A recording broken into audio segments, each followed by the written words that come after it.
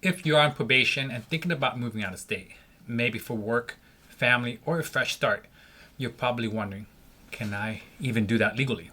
The short answer is yes, but not without jumping through some hoops. Let's talk about how probation transfers actually work and what you need to watch out for and how to avoid mistakes that can land you back in court. When you're on probation, you can't just pack up and leave the state, even if a judge gave you the green light. Most moves require a formal process called an interstate compact transfer. This applies to felony probation in California.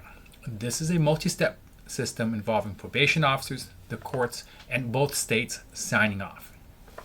Here's how it goes. You talk with your probation officer. They submit a transfer request. Both states review it. If approved, you'll transfer supervision to the new state.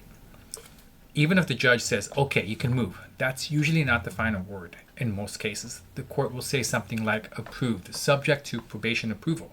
So if probation isn't on board or if the paperwork isn't filed, you can't go. Bottom line, you need both the court and probation to sign off. This is where people get tripped up. No, you can't leave the state while the transfer is pending, unless you've got a specific court order that says you can. That means going back into court and getting a judge to sign off. And short trips, even a weekend out of state needs approval from your probation officer first. No surprises, ever. You'll want to show job offers, proof of housing, family care responsibilities, but here's the truth. Those things help support your case, but they don't speed it up. The process is slow with multiple agencies involved. The key is starting early and having everything ready to go.